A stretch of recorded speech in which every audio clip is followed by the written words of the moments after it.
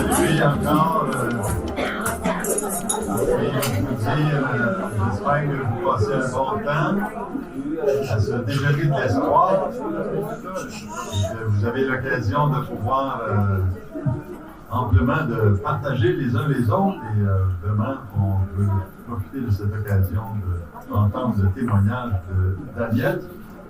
Il va nous partager ce qui s'est passé dans sa vie. Il va nous apporter quelques chants, parce qu'il aime beaucoup chanter, jouer de la musique. Et soyons attentifs à ce que Dieu a fait dans sa vie. On est ici, vous savez, c'est tout à fait particulier d'être ensemble à ce déjeuner où on entend des vies transformées. C'est quelque chose d'avoir une vie transformée. Et quand on sait qui la transforme, cette vie. Et Daniel, dès son jeune âge, a été addicté à des dépendances de toutes sortes. Il va vous partager un peu. Mais écoutez bien qu'est-ce que le Seigneur a en réserve pour vous qui écoutez. Et même à l'enregistrement de ce témoignage-là aujourd'hui, ça va être diffusé à la télé communautaire. Et on remercie Dieu pour la télé communautaire de la vallée de la Matapédia qui nous permet de pouvoir être sur les ondes de cette façon-là. On n'entend quasiment pas. Ah, t'entends pas. Ok, tu veux, j'approche mon micro. Bon, donc, merci de me le préciser aussi. Parce que nous, on a ça juste à côté, là. Fait que, sans plus tarder, j'aimerais que vous partagiez que Daniel a été, depuis 40 ans, mon deuxième pasteur. Il reste à Mercier avec sa famille, sa femme, et deux enfants, et Louise, son épouse, et qui ont fêté l'année passée leur 40e anniversaire. Ah, c'est cette année, 40 ans! Wow. Et Daniel, je te laisse la place.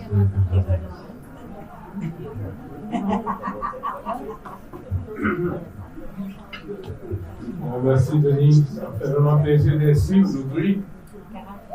Et puis, ça arrive souvent que les gens ils voient mon épouse et ils disent elle est bien plus jeune que toi. C'est ce que je dis.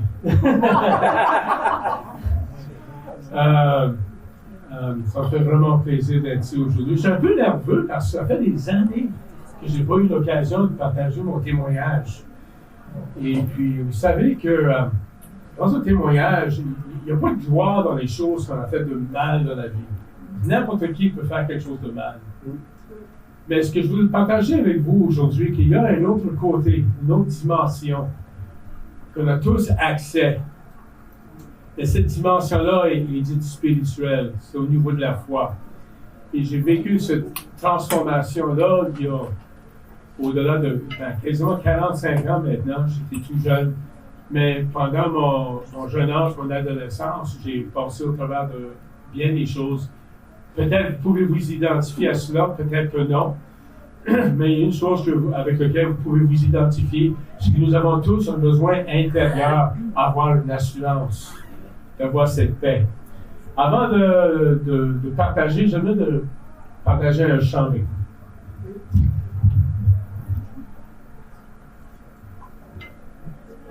Et dans le temps, j'appelais Denis mon bedeau. Il y a le caractère d'un bedeau. Hein?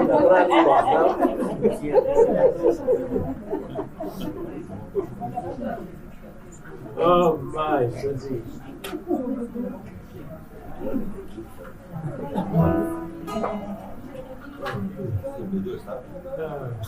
Oh, t'es là.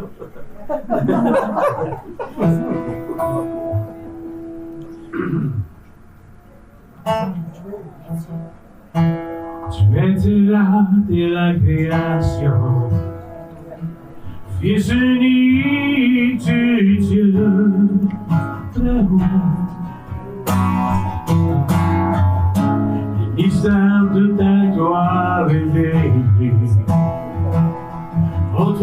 Christ notre Seigneur, pour ce nom si merveilleux, ce nom si merveilleux, le nom de Jésus-Christ, mon roi, pour ce nom si merveilleux, sa beauté sans pareil, pour ce nom si merveilleux, le nom de Jésus.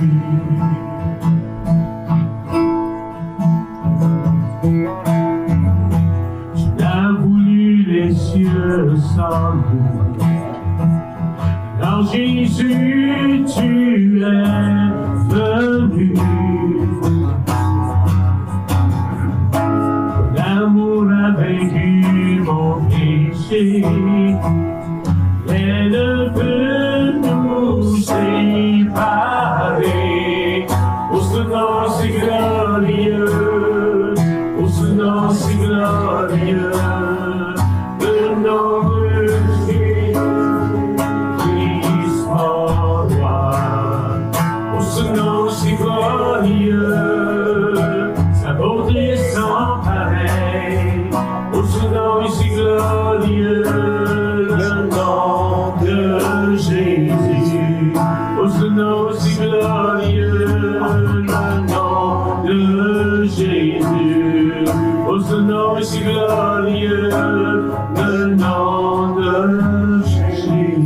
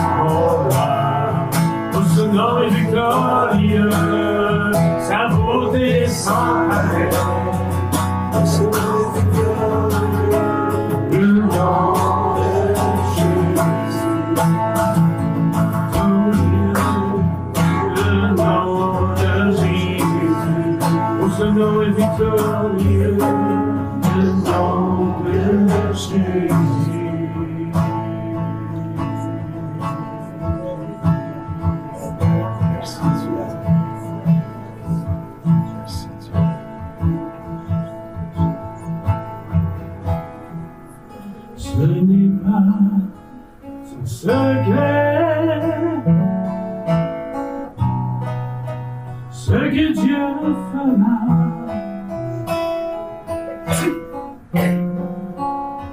Ce qu'il a fait.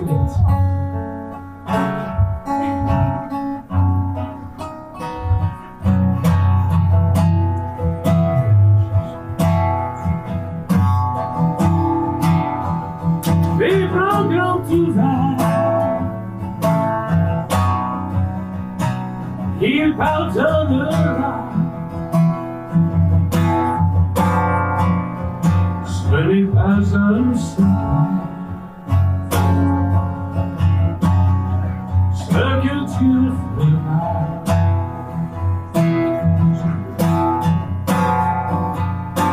Ce n'est pas un secret. Ce que Dieu fera. a fait pour d'autres, il le fera pour toi.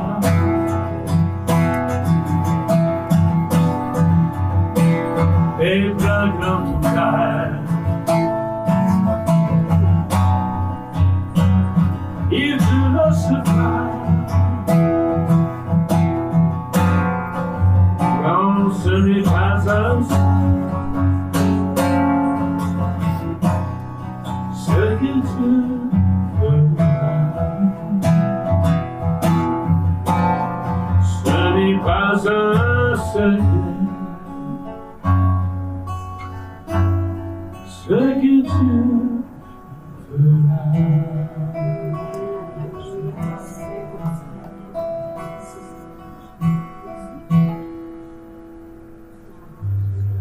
Amen.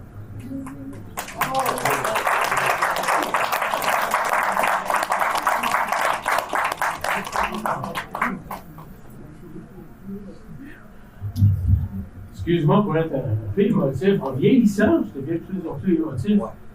Qui est un miracle pour ma femme. C'est pas Daniel. Daniel, il montre jamais d'émotion. Mais en vieillissant, le plus que je pense, ce qui m'est arrivé, le plus que je suis reconnaissant. Et puis, pour vous donner un petit peu de mon arrière-plan, je suis à la retraite, une façon de parler, je suis plus occupé aujourd'hui que j'étais autrefois.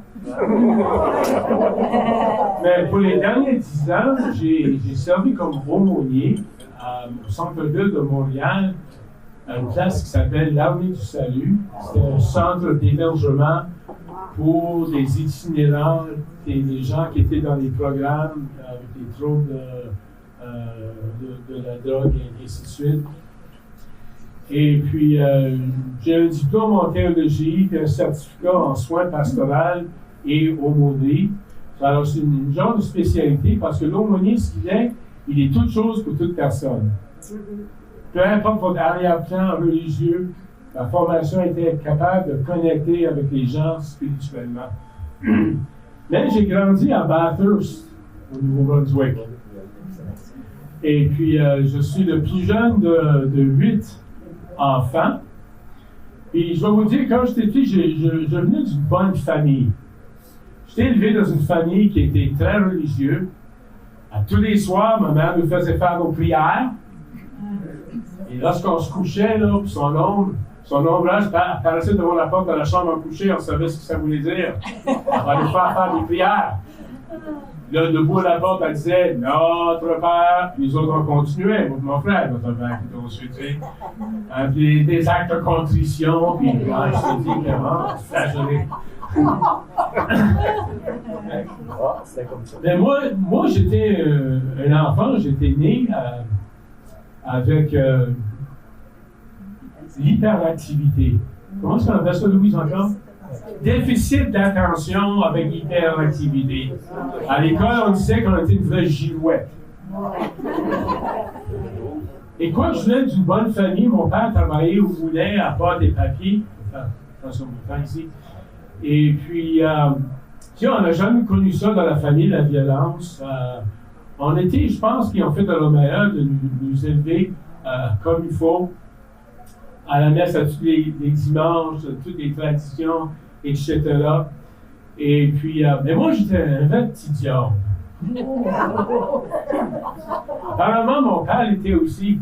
Quand mon père est décédé, j'ai fait son service à Bathurst. Il y avait le directeur du Pompe Fumette, j'étais y parler, puis je lui ai dit, tu connais-tu mon père? Il dit, ben oui, quand tu étais jeune. J'ai dit, comment est-ce qu'il était? Il a dit, c'était un vrai petit diable. Alors, je sais où est-ce que j'ai appris ça. J'étais assez énervé, là, que dans la classe, je me rappelle encore, la religieuse qui courait après moi à 4 pattes à terre, je me faufilais entre les pupitres. J'en ai-tu mangé des coups des faces, puis des coups d'oreilles, et tout ça. J'étais incontrôlable. Tu sais, j'étais le type d'enfant, puis aujourd'hui, on a des traitements pour les enfants qui souffrent de l'hyperactivité. Laissez-moi vous dire, si vous avez des enfants de même ou des petits-enfants qui sont comme ça, ne vous inquiétez pas, Ça, c'est un don. C'est de ce type-là que deviennent des leaders, des fonceurs. Ils vous font suer aujourd'hui, mais un jour, ils vont être une bénédiction. Vous allez voir. Alors, c'est ça. On était 8 enfants. Et moi, je partageais une chambre avec mon frère Marc. Plus tard, les autres, ils ont parti. Ils étaient jeunes encore. Mon frère Marc, il essayait toujours de me faire des coups parce qu'on était dans la même chambre à coucher. Il avait entendu dire, si quelqu'un dort et tu mets leurs mains dans un plat d'eau, ça va les faire pipi dans le lit. Alors, je me rappelle encore, une soirée, je me réveille au milieu de la nuit, puis c'est quoi, c'est ça, ma main est dans l'eau, puis mon frère est au-dessus de moi, puis un grand sourire, puis il attendait, tu sais. C'était toujours des coups de main, ou une autre fois, je dormais, puis là, il me baissait les narines. Puis là, il me regardait comment que j'allais réagir. Ben, c'est même pour ça que j'ai été haïssable. Il manquait de l'oxygène à quelque part.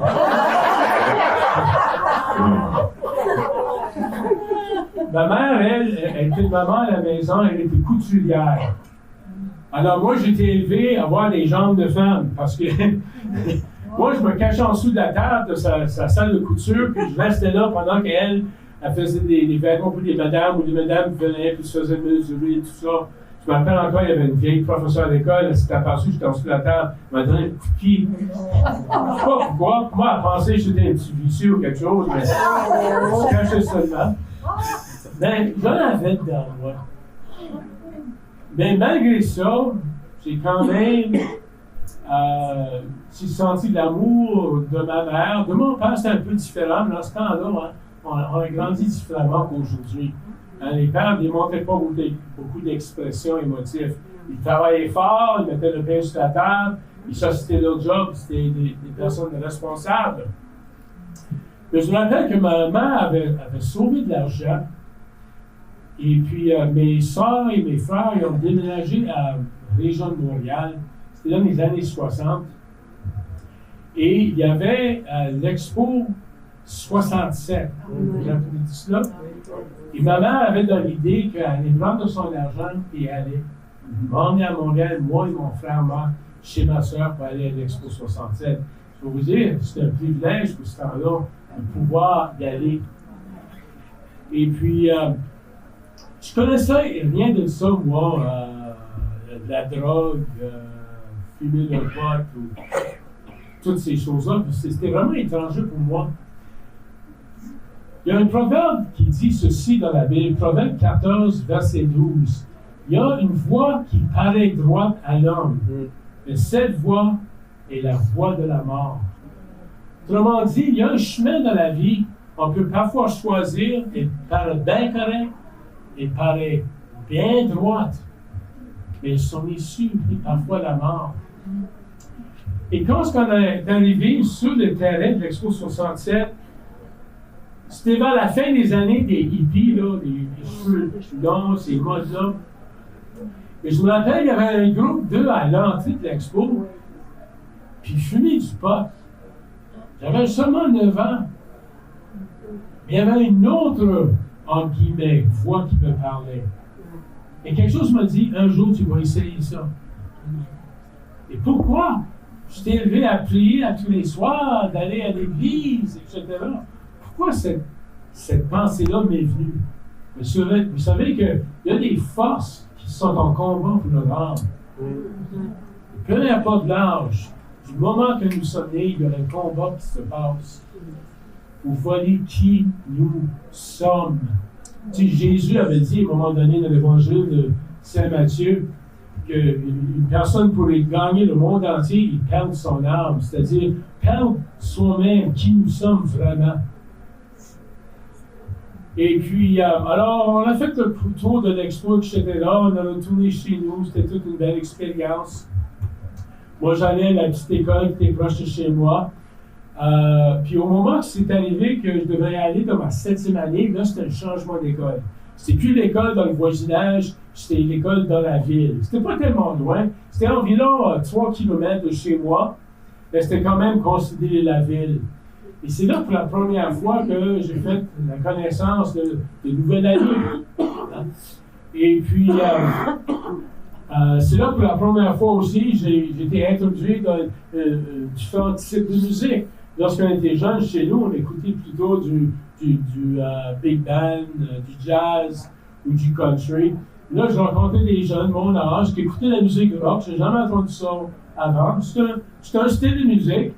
Mais je me rappelle, la première fois que j'ai entendu ça chez mon ami, j'ai eu un feeling, sentiment qui disait, il me semble que cette musique-là sonnerait bien mieux que, je sais pas, peut-être qu'on devrait essayer de fumer du pot. Là. On était jeunes, on ne savait pas où je cherchais ça. Là. J'avais 12 ans. Là. Tu sais, on fumait des feuilles de thé, ça coûtait de l'ordre. Ça puait, la maison pleine de boucanes. On essayait n'importe quoi. Jusqu'à temps qu'on a fait la connaissance d'un autre personnage qui venait de la ville. Et puis, il s'appelait Bernard, on l'appelait Gros Diable. Et lui, il n'avait pas. Il y avait, tu sais, en 7e année, là, puis il avait 6 pieds, c'était un grand Jack, là.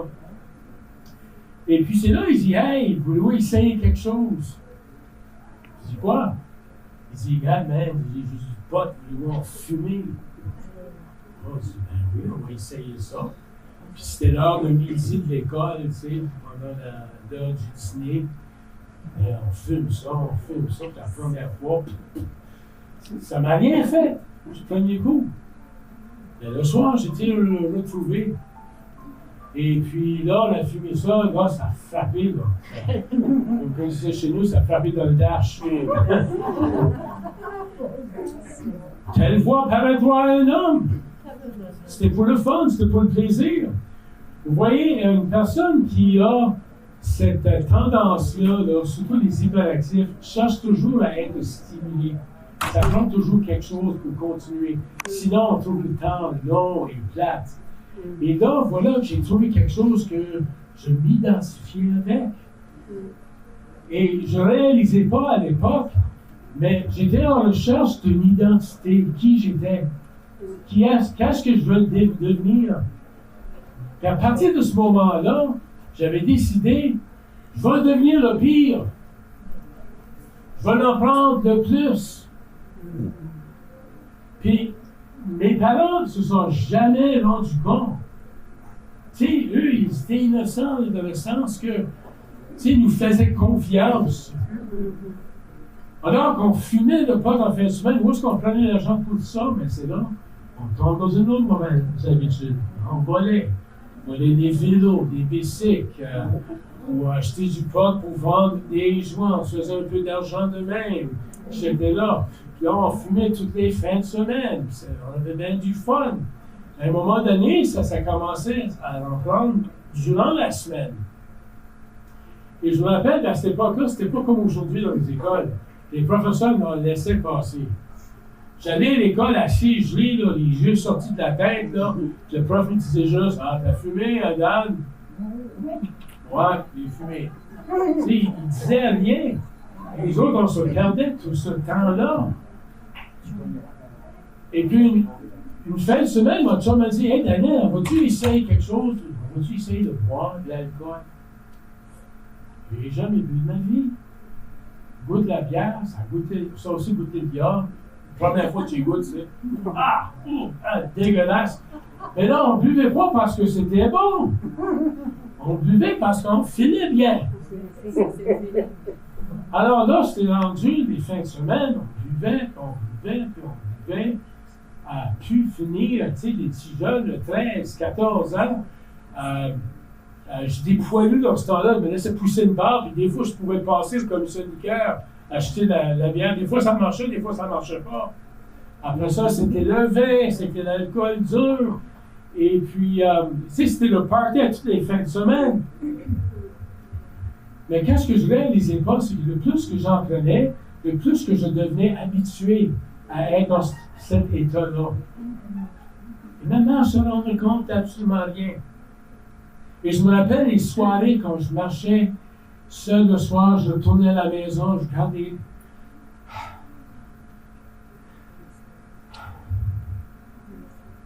Je regardais vers le ciel.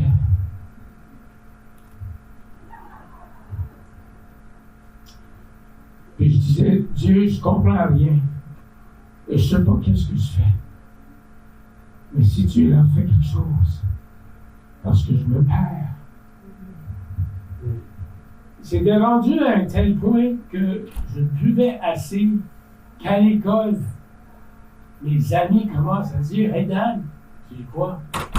T'es un alcoolique, toi? » Je dis « Ouais, on donc. » Je dis « Oui, t'as le visage toujours rouge, puis tu sens l'alcool. » Parce que là, c'était rendu non seulement à boire les fins de semaine, mais je buvais à tous les soirs. Puis après que je rentrais à la maison, pacté sous mes parents dormaient, je sauvais l'alcool de mon père pour prendre un autre coup avant de m'endormir. Un jour, j'arrive à la maison de l'école, et puis j'avais décidé ce jour-là de pas aller à l'école, excuse-moi. Puis je cours en haut, je voulais aller dans la chambre à coucher de mon frère pour écouter de la musique. Puis quand j'ouvre la porte de la chambre, qui est-ce qui est là? Mon frère. Et devant lui, il y avait des sacs et des sacs de poudre blanc. Et je ne savais pas c'était quoi. Et c'est là que j'ai appris mon frère était vendeur de la mescaline. Et puis, à un tel point, il fournissait pas mal tous les maritimes. Ça faisait des années que les polices essayaient de l'apprendre. Ils n'ont jamais pu. Alors, j'ai découvert quelque chose d'autre. Alors, mon frère, lui, il mettait sa mescaline dans des petites capsules et dans des sacs. Et lorsqu'il n'était pas à la maison, moi, j'allais dans sa chambre. Je les faisais des capsules. Je m'en sortais un petit peu. Là, je commençais la mescaline. Et c'est tout un autre feeling. Là, mon frère m'a dit, si je disais quoi que ce soit à propos de ça, il allait me tuer, tu sais comment les grands frères sont. Parle de ça, puis je te tue. Là, j'ai demandé, c'est où tu prends ça? Puis là, il commence à raconter, c'est notre sœur qui est à Montréal. C'est eux qui transportent ça ici, à Bathurst. Alors là, mon petit lumière m'est allumé dans la tête. On va faire un séjour à Montréal. Vacances d'été s'en vient. Je m'en vais sur ma sœur. Et je vais vous dire quelque chose, là. La drogue, j'avais en quantité industrielle, là, puis ça me coûtait à rien. Je me lève dans ma tête, là, à l'âge de 14-15 ans. Ils vendaient aussi des produits de marché noir, de l'alcool, des vêtements. Là, j'ai commencé le matin, mon déjeuner, là, c'était du scotch whisky, fumer un joint, manger un peu, passer mes journées gelées comme la glace. Gelées, ça faisait plus de sens. Et puis, après l'été fut terminé, je retournais à Bathurst, j'allais à l'école, et puis je faisais pas grand-chose à l'école. J'étais rendu maintenant au secondaire, là, 4, et puis j'étais rendu comme une joke. J'étais considéré comme un soudon, tu sais. On me ramassait des fois, on marchait au bord, une des avenues principales à Bathurst, c'est la Saint-Pierre, où sont tous les magasins et commerces, au plein milieu là, de chemin de 6 voies, là, puis je marchais, là, puis là, quelqu'un me ramassait, puis me dompait au milieu de la ville, c'est là pour pas que je me tue. J'étais rendu à ce point-là, à voir. Et mes parents ne savaient absolument rien, je ne se rendaient pas compte. Et quand mes amis ont commencé à me dire, et je vais vous dire que malgré que j'étais loin de mes affaires, Dieu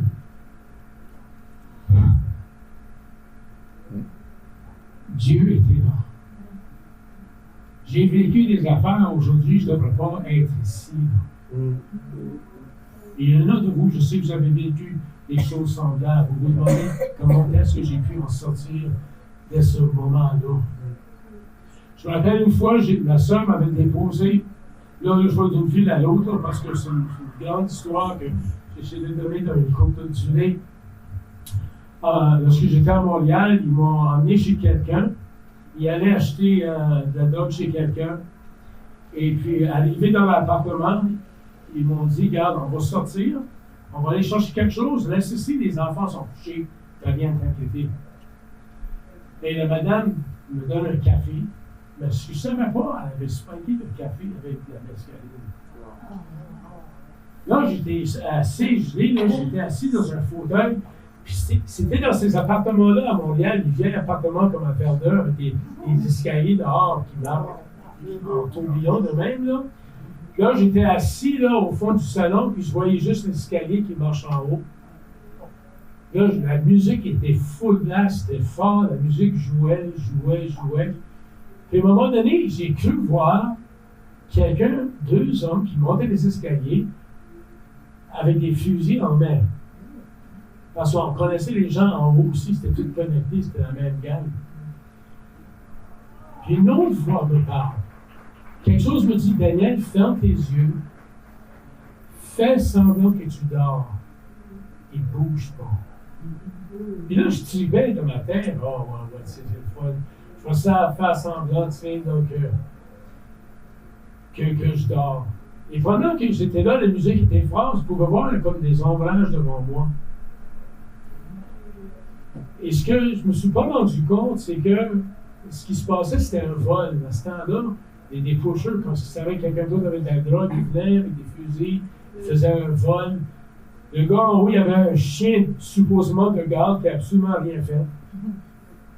Ils ont attaché, bâillonné le gars en haut, ils sont descendus en bas où moi j'étais, puis je pouvais ressentir leur présence, mais quelque chose me disait, bouge pas, ouvre pas tes yeux. Et je ne sais pas combien de temps c'est passé, puis à un moment donné, je me suis comme réveillé, OK.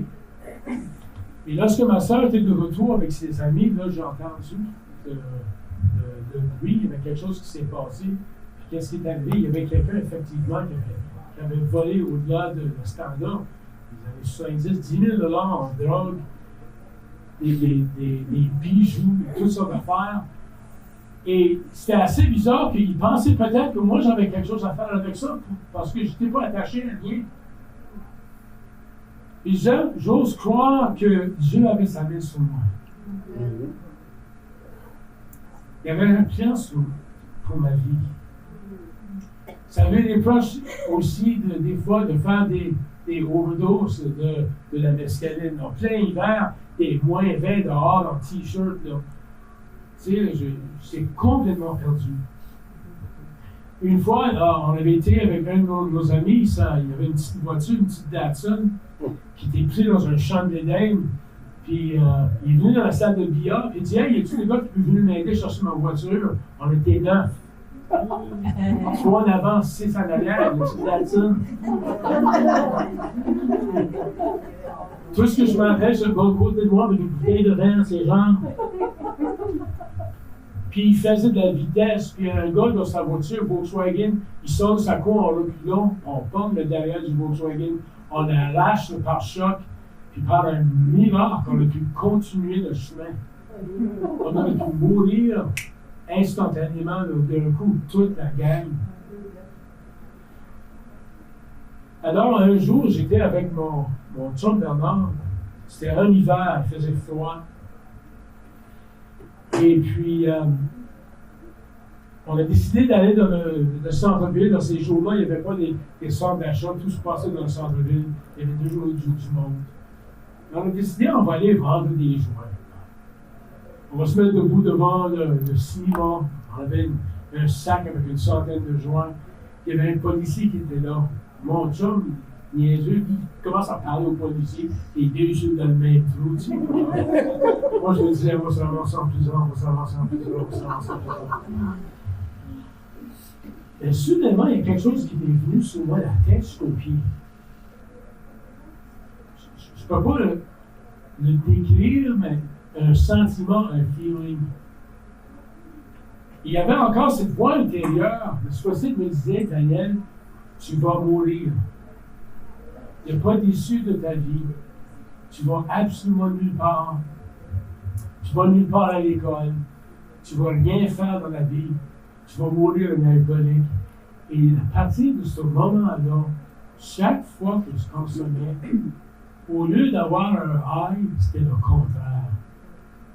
C'était la grosse dépression. Dépression énorme. Là, c'est devenu que là, je m'aimais pas. Je n'aimais pas qu'est-ce que je voyais dans le miroir. Je me disais, je suis pas bon, je suis un bon à rien. Qu'est-ce que je vais faire? Et c'était rendu parce que j'étais toujours le type de gars qui jasait, qui riait, qui parlait. Là, mes chums à l'école commençaient à remarquer, ils disaient, Dan, il me semble, dernièrement, tu n'es plus le même. Tu sais, il y avait un temps, tu riais tout le temps, mais je ne pouvais pas leur dire qu'est-ce que je vivais à l'intérieur. C'était un vrai enfer, c'était de l'angoisse profonde. Tout était devenu noir, parce que telle voix paraîtra en un homme. Mais son issue, c'est la voix de la mort. J'étais sur une voie de la mort. Et le pire, c'est que je le savais. Alors, c'est là que j'ai commencé à crier à Dieu. Et là, des pensées noires me sont venues dans l'esprit. Et je me suis dit, la seule façon d'en sortir, c'est si je m'enlève la vie. Là, ça serait fini. Il n'y a plus rien à faire.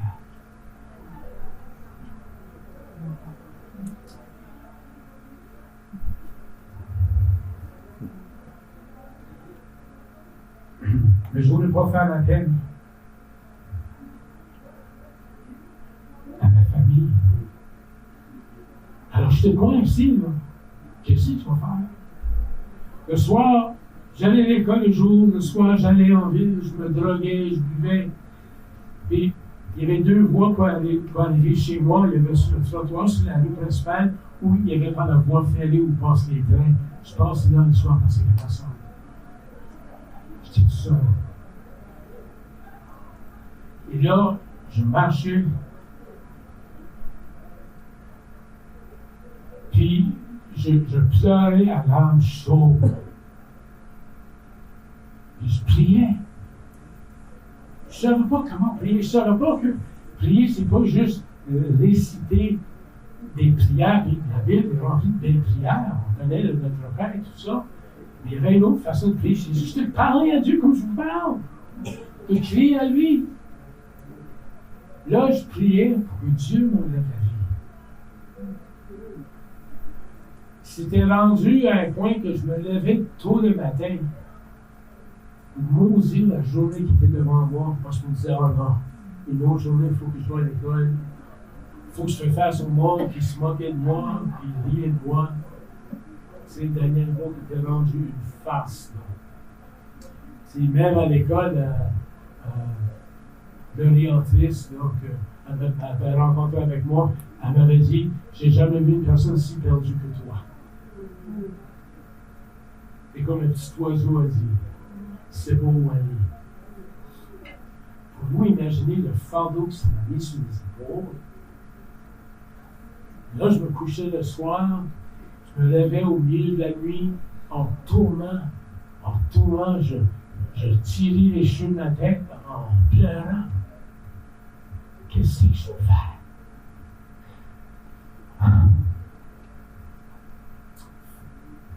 Puis un jour, j'entends mon père qui parlait encore avec ma mère. Mon père s'appelait Romeo, ma mère c'était Christine. J'entends mon père dire, « Tu as rendu fou! » Bon, pourquoi il parle? Qui est-ce qui est rendu fou? Ben oui, il dit, qui est rendu fou? Ben, il dit, dans la tête. Qu'est-ce qui est arrivé? Ah, je sais pas, ils se sont ramassés dans une autre religion à Montréal, là. Ils sont rendus fous, ils parlent juste de ça.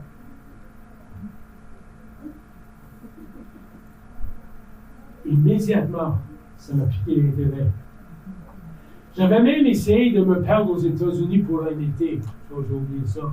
J'avais un frère qui demeurait au New Jersey, juste sur la rivière Hudson. On voyait la ville de New York juste en face. J'ai passé un été là pour m'échapper. Je me suis dit, si je m'échappe dans une autre ville, une autre classe, je vais être capable de repartir à zéro. Alors j'arrive là, ça faisait des années que je n'ai pas vu mon frère aîné. Lui était ingénieur. Et la première chose qu'il a fait, du moment où je me suis assis dans son auto, c'est me donner la drogue. Première chose. Alors là, je me suis ramassé, prendre la drogue là-bas, à faire des amis, c'était la même histoire. Et quand j'ai retourné au Nouveau-Brunswick, je me sentais encore plus sous cette condamnation de vivre de cette façon. Alors là, j'ai entendu dire que quelque chose est arrivé à ma soeur et mon beau-frère. Puis eux, ils étaient dans un milieu assez spécial. Là, okay? Mon beau-frère, il avait un partenaire. À un moment donné, ils ont acheté de la cocaïne à vendre.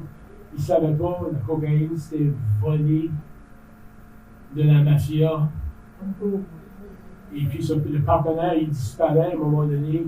Et je me rappelle encore, ça faisait des semaines qu'on ne l'a pas vu. Puis je lisais dans ce temps-là, Allopolis. Là, je lis un article. Hey, ils ont trouvé un cadavre ici dans un champ de cocombe à Raleigh.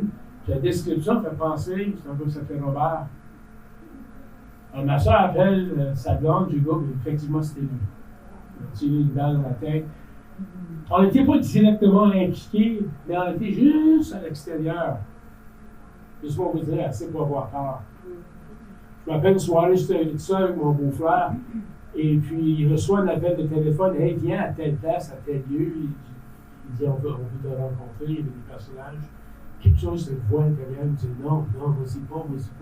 Et justement, c'était ces mêmes personnes-là qui voulaient s'organiser pour d'enlever sa fille aussi. Il n'a pas été parce que ma soeur est arrivée. J'ai dit à ma soeur, j'ai dit, non, elle ne sait pas y aller. J'ai un mauvais feeling. Quelque chose qui se passe ici. Alors, tu vois que tout était en train de se détériorer autour de nous autres.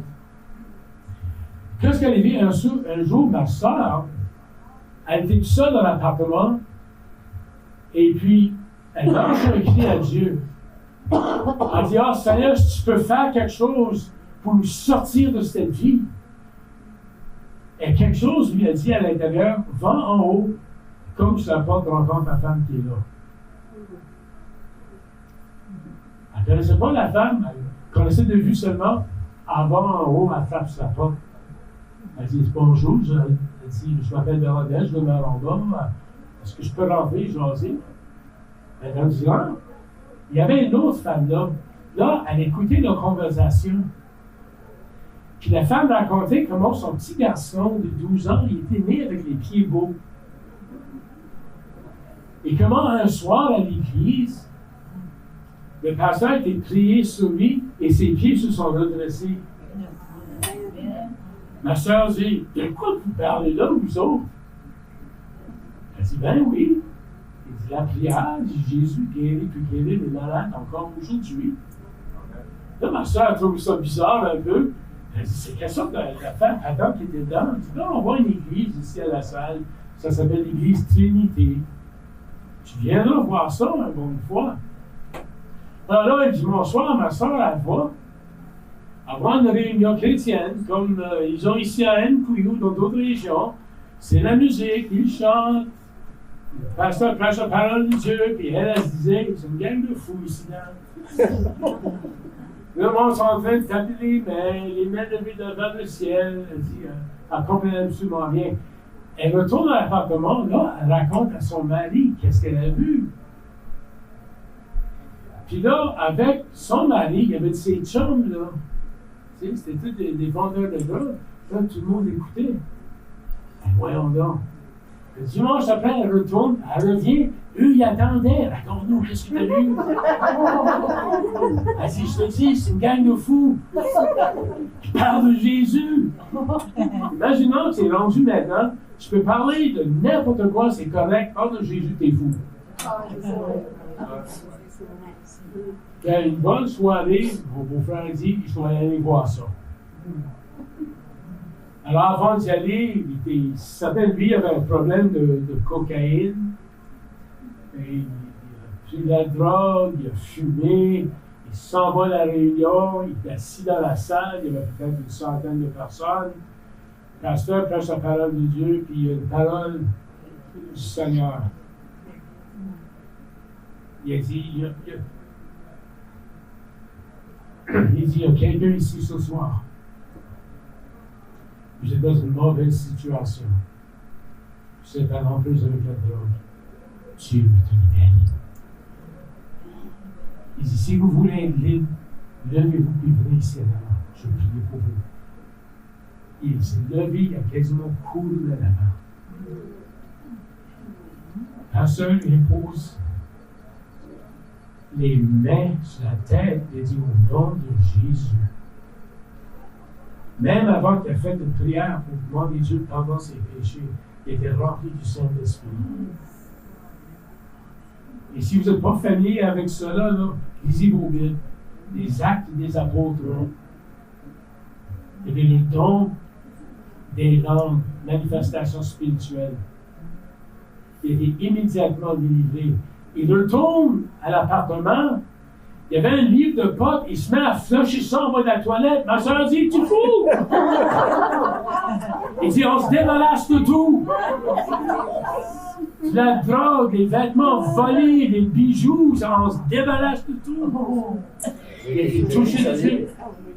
Moi, quand j'ai entendu dire ça, je dis, boy, il y a quelque chose qui m'intéressait. Alors, j'avais dit à ma mère, je me rappelle encore, c'était l'hiver. Non, l'hiver, c'était le mois de novembre. Puis je ne pouvais pas m'exprimer avec ma mère ou mon père. J'ai dit, mère, je pense que l'école, là, ça ne marche pas. Puis j'aimerais ça peut-être aller à Montréal. Peut-être trouver un job, travailler. Et Dieu, il avait un autre plan pour moi. Je n'avais pas besoin d'aller à Montréal. Pour la fête des Noëls, la gang de flyers Jésus de Montréal ont décidé de me visiter à Bathurst. Moi, juste avant les fêtes de Noël, j'étais à une école secondaire à Bathurst. J'avais un livre ou deux de marijuana dans mon code de jeans. Je vendais de la drogue dans l'école. Cigarettes, let's go. Mes sœurs arrivent, il y avait deux de mes sœurs. Et puis là, à tous les soirs, après mes parents étaient couchés, on me parlait de Jésus. J'avais peur. Et au lieu de me parler de l'amour de Dieu, là, il me parlait de l'enfer. Merci beaucoup. J'avais besoin de ça, je me le trouve dans la tête. C'est la fin du monde. Il va y avoir les grosses pépites qui vont te manger. Déjà, là, je paranoïais, là, j'avais besoin d'entendre ça. Mais à tous les soirs, il parlait de Jésus. Puis là, le matin, j'entends mon père en bas, parler à ma mère. Je dis, Priscille, quoi? Il dit, ils sont rendus fous. Il dit, bientôt, ils vont baptiser Danny dans le sink, dans le l'évier. Si ça continue de même. Puis là, je comprenais rien de ce qu'il disait. Il parlait de la Bible, de Dieu, tu sais. Pourtant, j'étais bien religieux, mais je n'étais pas familier avec la Bible. Et pourtant, la Bible, c'est le fondement de la foi. Parce que nos croyances, ça ne tombe pas d'une arbre, là. Ça sort des textes saints qui ont été écrits par des hommes inspirés de Dieu. La Sainte Bible. Je ne comprenais pas. Là, finalement, un soir, ma soeur me parlait, c'était juste une semaine avant Noël. J'ai dit, regarde, c'est quoi que j'ai besoin de faire pour être sauvé? Ah, c'est simple. Ça peut pas être temps, c'est simple. Elle dit, tu as besoin de prier, de demander à Dieu de te pardonner de tes péchés et de rentrer dans ta vie, de prendre ta vie, le contrôle, donne-lui le contrôle de ta vie. Mets ta foi en lui. J'ai rien dit. C'était vers minuit. Là, j'ai fait semblant, j'avais envie d'aller à la toilette. On va en haut, on va de ma chambre à coucher. Je me lâche là. Aussi vrai que je suis ici, j'ai senti le Saint-Esprit descendre sur moi, la tête, sur les pieds, c'était comme une inondation. Je savais. J'ai dit, Seigneur, pardonne-moi mes péchés. J'ai besoin de toi. Wow! Je descends en bas, j'ai rien dit. Le dimanche après, on va à l'église. Tu sais, j'étais encore un peu hésitant, là. Parce que je voulais entendre parler de Jésus, de la Bible, puis eux, y allaient. Il y avait une autre église à Bathurst. Puis ils m'ont dit, dans cette église-là, il y a un pasteur, lui, tous les dimanches, qui fait un garde de la ville, qui enseigne les évangiles. Qu'est-ce que ça dit? J'ai été avec eux. J'avais assez peur, je suis rentré par la porte en arrière. Il n'y a pas personne ne me voit rentrer de cette église de gang de fous là. Non. C'est correct de rouler à terre à 4 pattes sous, mais d'aller dans l'église? Non. Et là, les 2 semaines de vacances de l'école allaient terminer, et je devais faire face à mes amis au secondaire. Et quelque chose en dedans de moi, je disais, Seigneur, j'étais assez introverti, là. J'avais assez développé un complexe d'infériorité que je ne pouvais pas parler à peine à personne. Je ne pouvais pas le regarder dans les yeux. C'est toujours le même. Je ne pouvais pas. Si quelqu'un marchait sur la rue, même si je le connaissais, je traversais la rue, je ne pouvais pas le faire face. J'étais rendu à ce point-là. Là. J'ai dit, Seigneur, guéris-moi. Et quelque chose m'a dit, Daniel, parle-moi, je te guérirai. Parle-moi, je te guérirai. Alors le matin, la livre pour aller à l'école, après 2 semaines de vacances, 2 semaines avant, j'étais là avec une livre de potes de mon jacket, je vendais de la drogue, puis tout le monde me connaissait pour la vie que je faisais, gna. Là, je me voyais attendre pour l'autobus, c'était dans un cercle, là. Là, j'arrive au cercle et quelque chose m'a dit, il faut que tu le dises tout de suite. J'arrive dans le cercle, là, il fumait du pot, il passait un joint. S'il est venu à moi, je l'ai passé. Mais mes grands chums, ils disent, hey Dan, je fume pas. Je dis non, j'ai trouvé quelque chose de meilleur. Et toi? Là, j'ai sorti de même, j'ai donné mon cœur à Jésus et je savais que je reprenais la drogue. Je suis maintenant un chrétien. J'avais une fille qui avait des gros yeux. Laisse-moi vous dire, ses yeux étaient plus grands après que j'ai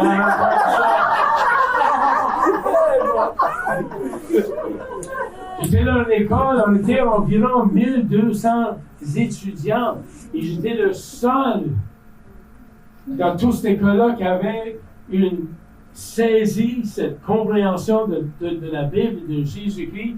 Le message est passé comme un feu dans un champ sec. Il disait à la grande école, Daniel Book a flippé sur de l'acide. Il est rendu un freak de Jésus. Là, au lieu d'avoir la drogue dans ma poche, j'avais un Nouveau Testament. Je m'assisais et je lisais la parole de Dieu. L'histoire, le témoignage était assez puissant que 2 des professeurs, un en français et l'autre en mathématiques, un matin, je rentre dans la classe, on dit aujourd'hui, on n'aura pas notre classe, on va demander à Daniel de nous raconter qu'est-ce qui est arrivé. Et le professeur de français a fait la même chose. J'ai parlé de Jésus, qu'est-ce qui était pour moi. Et oui, il y en a qui ont dépassé, oui, il y en a qui se moquaient, mais les mêmes gars qui se moquaient de moi venaient me voir tout seul avec les larmes versant, Daniel, j'aimerais d'avoir, qu'est-ce que tu as? Je leur disais, mais tu peux l'avoir. C'est un choix que tu fais. Soit que tu te laisses intimider par le monde, ou tu vas prendre une position pour qu'est-ce qui est vrai et qu'est-ce qui est bon. Et Dieu a commencé la guérison de cette façon-là. Et j'ai vécu plein de miracles au fil des années. Je vais vous dire, ce que Dieu a fait pour moi, il peut le faire pour vous. Oh, peut-être votre besoin est différent. Tu dis, oh, je ne suis pas une mauvaise personne, moi. Je n'ai pas dit que tu es mauvais non plus. Tu sais, je n'ai jamais rien fait de mal, je n'ai jamais volé, je n'ai jamais tué. Il n'y a personne de parfait. On est tous pécheurs de ce qui veut dire, on a tous manqué la cible à quelque part, à un moment donné. Hein? Du moment qu'on est né, si vous êtes 2 bébés dans la bassinette, puis il y a un qui a un jouet, l'autre il va le prendre. On est né avec cette nature-là, cette nature déchue-là. On est tous pécheurs. Tu n'as pas besoin de faire 10 péchés. Combien de fois tu as menti de ta vie? Une fois, tu es pécheur, tu as menti. Oh, ben là, c'est pas un péché. Comparé à qui Jésus était. Alors, je disais, accepte Jésus dans ton cœur. Là, j'ai commencé à parler de Jésus partout où j'allais. Dans les rues de Bathurst le vendredi soir, je me mettais en face des tavernes, des salles de billard. Là, je prêchais la parole de Dieu. J'ai vu une soirée, 9 gars, 9, des gros bifs, là. Arrêtez, je veux vous parler. Je vais parler de Jésus. Puis là, je suis sur le trottoir sur la rue principale. Je dis, voulez-vous accepter Jésus dans votre cœur? Et on dit oui. Ben, viens, je dis à côté, on va prier. Je dis, non, on est correct ici. La tête courbée, prient ensemble, accepter Jésus dans leur vie. J'ai vu des multitudes touchées par la puissance du Saint-Esprit. Oui, il y a de mes amis qui sont venus la foi aussi, mais aussi il y a plusieurs qui ont rejeté le message de notre Seigneur. Vous savez, il ne suffit pas de fréquenter l'Église. On a besoin de reconnaître Jésus comme notre Sauveur, notre Maître. Maître. C'est aussi simple que cela. Et une couple d'années après, j'ai senti l'appel. Dieu a dit, parle-moi, je te guérirai. Je parle de lui. Et c'est là que j'étais faire des études en théologie. J'ai commencé à prêcher la parole de Dieu. Et j'ai vécu des miracles au fil de ces années-là. J'aimerais dire que Dieu fait des miracles au travers de moi tous les jours, mais ce n'est pas le cas, c'est lui qui décide qu'est-ce qu'il veut faire, quand il veut le faire. Et je vais vous dire, j'ai vu des vies transformées. J'ai vu d'autres alcooliques qui buvaient la scie, la chaussette, la chaussure, fondue, là, les alcooliques durs, là, délivrés complètement, transformés par la puissance de Dieu. Et si vous êtes une bonne personne, Dieu veut vous justifier. Parce qu'on ne peut pas se justifier devant lui, mais lui nous déclare juste. Il veut nous réconcilier à lui dans une belle relation. Alors, cette année-là, l'école, c'était le festival de l'hiver. Tout le monde savait maintenant que Daniel Bourque n'était plus le même gars. Et puis, j'avais jamais chanté publiquement de ma vie. Puis pour le festival, j'ai inscrit mon nom. Je vais participer au festival à l'école.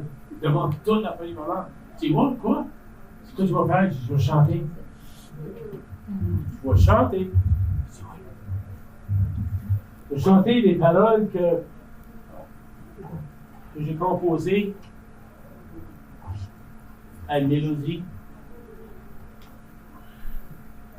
Là, l'école était curieux. Je me rappelle les festivals avant, pendant que les autres faisaient leurs prestations sur le stade en avant. Moi, je criais, je moquais, j'étais vraiment haïssable. Là, c'était mon tour.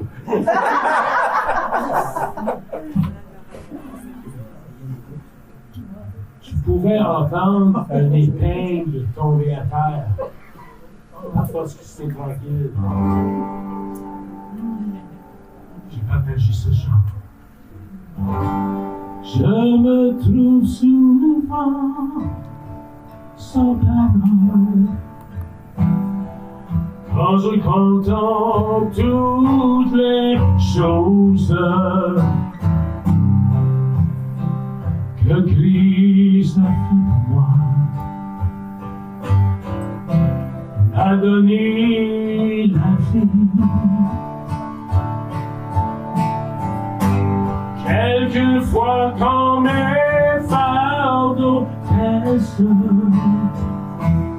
il est là pour me soutenir.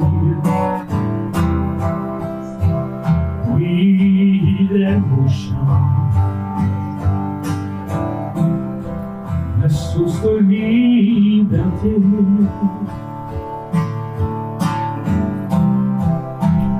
Jésus, je t'aime. Jésus, je t'aime. Amour suprême qui m'a délivré.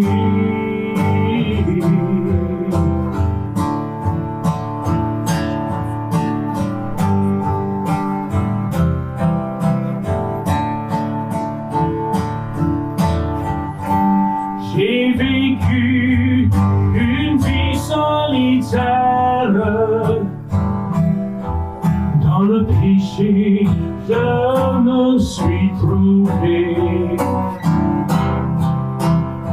Jamais j'ai entendu que quelqu'un m'avait aimé. J'ai entendu qu'en invoquant son nom, il répandra sur moi son sang qu'il a versé pour moi sur les phares de croix. Jésus, je t'aime. Jésus, je t'aime. Amour suprême qui m'a délivré.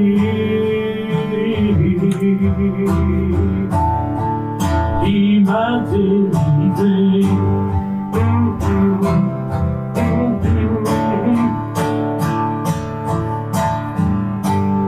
Il reviendra nous chercher les amis, comme un voleur dans la nuit. Ceux qui sont à lui, ceux qui vivent pour sa gloire. Ce n'est pas une légende que j'essaie de vous faire comprendre. Son nom est Jésus, le chemin, la vérité et la vie. Jésus vous aime d'un amour si fidèle.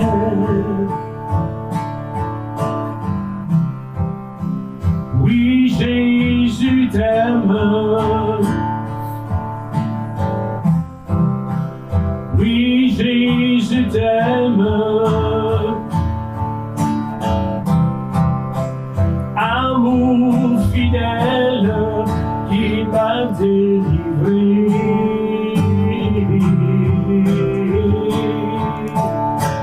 Oh, oh, Jésus, je t'aime.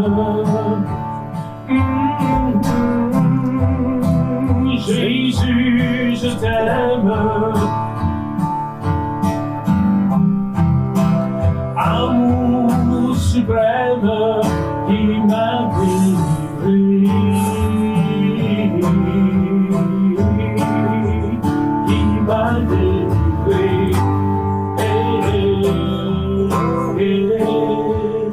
qui m'a délivré.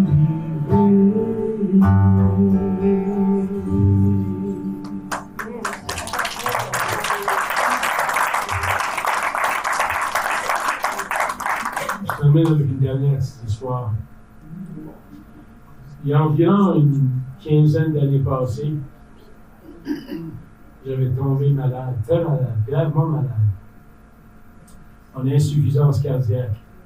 La fraction d'éjection de mon cœur était 10%. Et puis, on pensait même me mettre une liste pour une transplantation de cœur. Et puis, pour 4 ou 5 ans, là, je ne faisais pas grand-chose. J'étais mourant.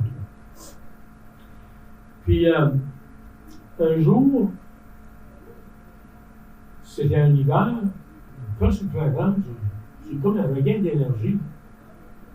Je m'appelle, je dis à Louise, Louise, je me sens bien, je pense que je vais embarquer sur le tapis roulant. Elle dit, fais pas ça, t'es fou! Tu vas te tuer! Non, je te dis, j'ai comme un regain d'énergie. Je commence à marcher. Et puis là, tous les jours, ça continuait. Là, c'était mon rendez-vous. Tous les quelques mois, je voyais une cardiologue spéciale à Montréal, la fondatrice du centre cardiaque pour les Sud, et puis un médecin merveilleux. Alors, ils font une échographie du cœur. Là, j'étais assis sur son bureau, et elle est assise devant son ordi, elle attend les résultats. Soudainement, je la vois, elle regarde l'écran de même. Elle dit, Monsieur Bourg, comment vous vous sentez?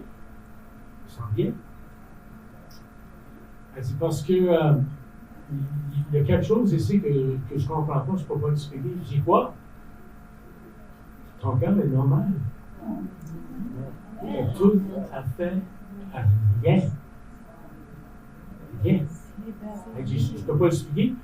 Ma première question, c'est, ben, qu'est-ce que je vais faire avec tous les médicaments que je prends pour mon cœur? Elle dit, je ne le sais pas, on n'a jamais vu ça avant. À un tel point, j'avais retourné un couple de mois après, elle avait un couple de médecins du Japon qui est venu là pour étudier leur technique, comment ils font le cœur.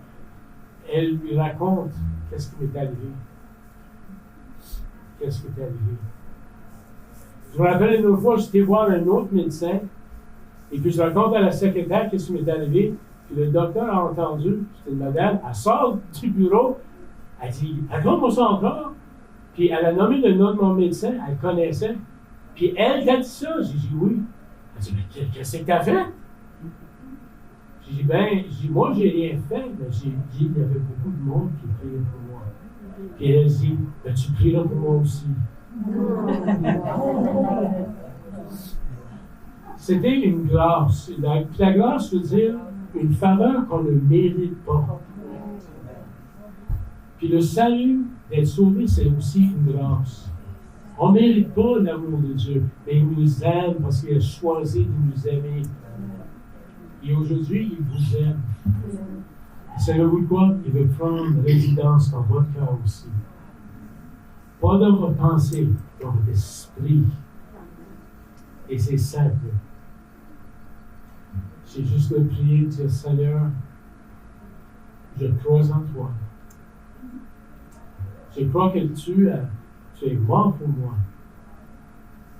pour mes péchés, et que tu es revenu dans tes morts, comme on essaie de dire au Père, pour me justifier. Si tu crois dans le Seigneur Jésus-Christ, la Bible dit, à tout ton cœur, qui est revenu dans tes morts. Il a vaincu la mort. Oui, c'est ça la part. La mort a été vaincue. Pourquoi tu ne mets pas ça sur les premières pages des journaux? La mort est vaincue. On va mourir de notre vie terrestre, et un jour, la Bible nous parle d'une résurrection. Parce que le Christ est revenu dans tes morts, nous avons cette belle espérance. Alors, pourquoi pas le recevoir aujourd'hui? J'aimerais terminer avec un mot de prière. Seigneur, je te remercie aujourd'hui pour le privilège de pouvoir partager ce que tu as fait pour moi. Seigneur, je n'ai pas mérité ton salut. Et peu importe comment loin j'étais, toi tu étais prêt. Même lorsque je me sentais seul, tu étais à mes côtés. Et Seigneur, tu es près de chacun ici aujourd'hui. Tu es à leur côté. Que tu puisses prendre toute la place. Révèle-leur ton amour, la passion que tu as pour eux. Et Seigneur, lorsque demain on se réunit pour adorer ton nom, pour t'élever, viens nous visiter au travers de tes paroles. Alléluia. Au nom de Jésus. Au nom de Jésus. Amen. Merci. Merci.